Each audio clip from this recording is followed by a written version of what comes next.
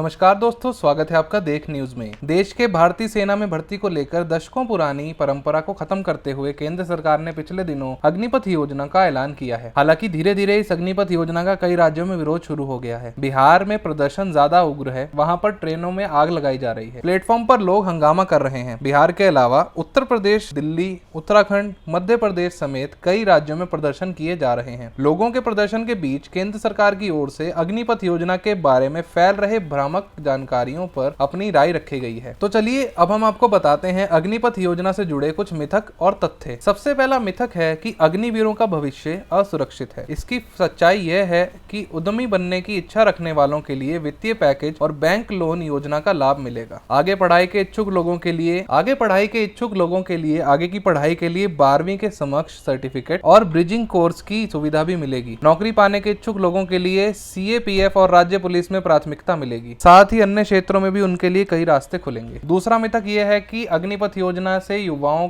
के अवसर कम होंगे। इसकी सच्चाई यह है, युवाओं के लिए सशस्त्र बलों में सेवा करने के अवसर बढ़ेंगे। आने वाले सालों में अग्निवीरों की भर्ती सशस्त्र बलों में वर्तमान भर्ती के करीब 3 गुना होगी। अगला मिथक यह है, रेजिमेंटल बॉन्डिंग प्रभावित होगी। रेजिमेंटल सिस्टम में कोई बदलाव नहीं किया जा रहा है। वास्तव में यह और अधिक सशक्त बनेगा, क्योंकि इसमें सर्वश्रेष्ठ अग्निवीरों का चयन किया जाएगा, जिससे यूनिट की एकजुटता को और बढ़ावा मिलेगा। इसके बाद अगला मिथक आता है कि सशस्त्र बलों की प्रभावशीलता को नुकसान पहुंचेगा। इसकी सच्चाई यह है कि इस तरह की अकाल्पनिक भर्ती प्रणाली अधिकांश देशों में मौजूद है और इसलिए पहले से ही इसका परीक्षण किया जा चुका है और इससे युवा तथा चुस्त सेना के लिए बेस्ट तरीका माना गया है। पहले साल में भर्ती होने वाले अग्निवीरों की संख्या सशस्त्र बलों की महज 3% ही होगी। साथ ही 4 साल बाद सेना में फिर से शामिल किए जाने से पहले अग्निवीरों के प्रदर्शन का टेस्ट किया जाएगा। इसलिए सेना को सुपरवाइजरी रैंकों के लिए प्रशिक्षित और आजमाए गए सेना कर्मी मिलेंगे। अगला मिथक यह है, 21 साल के बच्चे सेना के लिए अपरिपक्व और अविश्वसनीय होते हैं। इसकी सच्चाई यह है कि दुनिया भर में अधिकांश सेनाएं अपने युवाओं पर ही निर्भर करती हैं। किसी भी समय अनुभवी लोगों से अधिक युवा नहीं होंगे। वर्तमान योजना के तहत युवाओं और अनुभवी सुपरवाइजरी रैंकों का केवल 50-50 का सही मिश्रण होता है और धीरे धीरे इसमें बड़ा गैप आएगा। अगला मिथक यह है कि अग्निवीर समाज के लिए खतरा होंगे और आतंकवादियों के साथ मिल जाएंगे। इसकी सच्चाई यह है कि यह भारतीय सशस्त्र बलों का लोकाचार और सिद्धांतों का अपमान है। ऐसे युवा जो 4 साल तक वर्दी पहनते हैं वो जीवन भर देश के लिए प्रतिबद्ध रहेंगे। अभी भी हजारों लोग सशस्त्र बलों से स्किल के साथ रिटायर होते हैं, लेकिन उनके राष्ट्र विरोधी ताकतों में शामिल होने का अब तक कोई उदाहरण नहीं है। अगला मिथक यह है कि सशस्त्र बलों के पूर्व अधिकारियों के लिए कोई परामर्श नहीं है। पिछले 2 सालों में सेवारत सशस्त्र बलों के अधिकारियों के साथ व्यापक विचार परामर्श किया गया है। यह प्रस्ताव सैन्य विभाग के अधिकारियों की ओर से तैयार किया गया है। विभाग अपने आप में इसी सरकार की देन है। कई पूर्व अधिकारियों ने योजना के लाभों को पहचाना है और इसका स्वागत भी किया है। दोस्तों, आपके क्या ख्याल हैं अग्निवीर स्कीम को लेके? हमें जरूर बताएं कमेंट सेक्शन में। इसी प्रकार की वीडियोस के लिए हमारे चैनल देख न्यूज को सब्सक्राइब करना ना भूलें।